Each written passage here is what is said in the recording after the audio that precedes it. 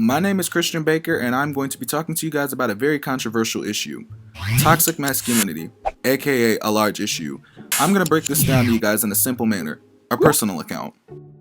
When I was in the 5th grade, some boys approached me and asked me if I would have liked to play football with them. Being completely honest, I told them that I didn't really like football, or any sport for that matter. Now, how would you feel as an 11-year-old boy being called feminine or being asked, "How are you a boy and don't like sports?" If you answered sad or not belonging, you answered just like I had, and here's why. Toxic masculinity is described as a narrow and repressive description of manhood and designating manhood as defined by violence, sex, status, and aggression.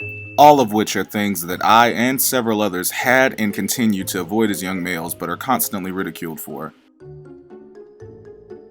Because society has normalized the idea of certain traits and characteristics being expected of young men, individuals tend to overlook their partaking in such a large issue, and that's a problem, and here's why. Society has demonstrated over a long period of time an inability to progress, and it's all because of a little thing called gender roles. Now, men who think they're already the most powerful beings in the world are already wrong in their way of thinking, but choose to justify themselves in a number of methods that illustrate some sort of dominance within their gender. This is known as gender identification. In this day and age, gender identification is present in male job opportunities, pay differences in comparison to women, and even personal traits, which are the most common. For centuries, people have attributed violence, the need to appear tough, and being emotionless as traits that have somehow become viewed as the right ones for us males. There are even websites, such as the Top 10s, that have created lists containing rather degrading factors such as sports, women, and sex as being things that most males like. Because society sees these things as funny, relatable, or common, most males begin to believe that these are things that they need to dabble in to be seen as acceptable, and that's actually a load of crap. But what about the males that express themselves differently? Express love in different ways, express emotion in different ways, have higher pitched voices, hug instead of handshake, avoid fights, talk it out? Well, these poor guys are the targets for individuals who choose to conform themselves in a manner opposite of the aforementioned traits, and this is also a problem. Because males have conformed themselves for so long, they often feel that when their facades of masculinity are threatened, they feel they need to reassert their power over some other individual.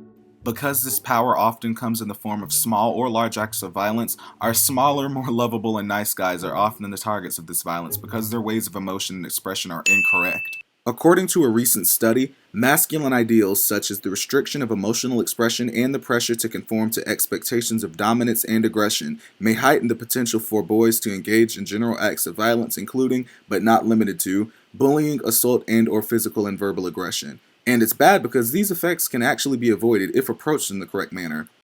What if everyone could just teach boys that it is okay to explore their queerness, show emotion, and to stay away from violence? I know, mind-blowing, right? These practices could actually halt the issue, but they don't seem to be typically proposed. Given the fact that the issue of toxic masculinity is growing in prevalence and not slowing down, important individuals who have the power to make change continue to ignore the current effects and even potential consequences. Because of this, there are a small group of individuals, much like myself, who have decided to raise awareness on this issue.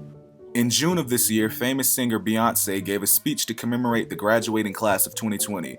In her speech, she subtly hinted upon the issue of toxic masculinity in her speech. And to the young kings, lean into your vulnerability and redefine masculinity. Lead with heart. There's so many different ways to be brilliant. I believe you and every human being is born with a masterful gift. Within the speech, the singer also expresses the fact that queerness and traits often deemed as weird should be seen as beautiful among our young men.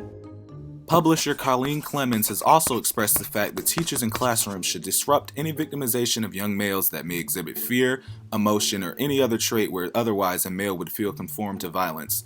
Clemens writes that teachers should explain to boys that having a heart or fear or an emotion is a human need, not a liability.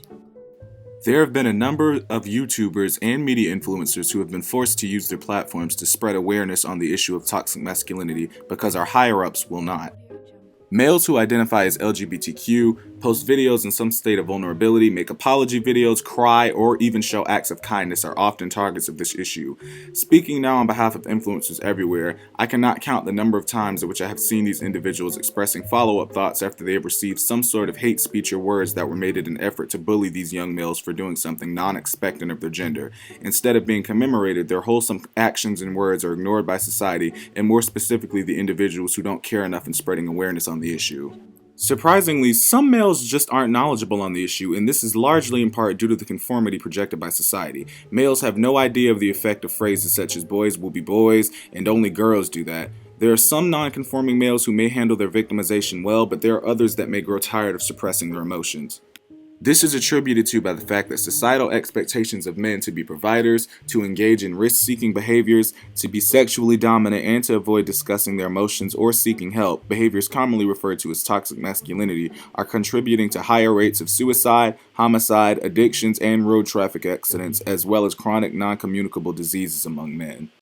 In relation to this quote, there have been numerous cases in which victims of toxic masculinity have taken drastic measures. School shootings, depression, alcoholism, and even suicide are all potential effects that have arisen from cases of toxic masculinity and can, once again, be avoided if parents, schools, and society as a whole teach their young men that it is okay to be emotional, shy, and anything in between. Males who are different among societal eyes are bullied and made fun of rather than protected, nurtured, and loved. These individuals don't know, but there will always be one broken person who is ready to stand up for themselves, whether it be peaceful or violent. In closing, toxic masculinity is a largely ignored issue with effects ranging from peace to violence. Because we live in the age of social media, the normalization of victimizing of males that express vulnerability and queerness is rapidly spreading. After watching this video, I want everyone to know that there are several resources that are readily available to be utilized for becoming knowledgeable on this issue, and a few include simple research, the APA, and case studies. No individual possesses the right to tell a male how he should act or respond or what he should aspire to be based on a simple shame created by an ignorant society. It is evident that this issue is far from being stopped and unless taken into account will continue to serve as a potentially large issue for the future population of our males. If our males continue to grow up in a world that normalizes violence, aggression, hostility, and being emotionless as the right male traits, we're going to have an even harder time breaking this behavior. Halting this issue begins with peers, the proper education, teachers, celebrities, unconditional love and support, kind actions, and words. Society does not realize it yet, but it is usually the actions of the individuals who are different and choose to stand out against a world of familiarity that end up making the best of people.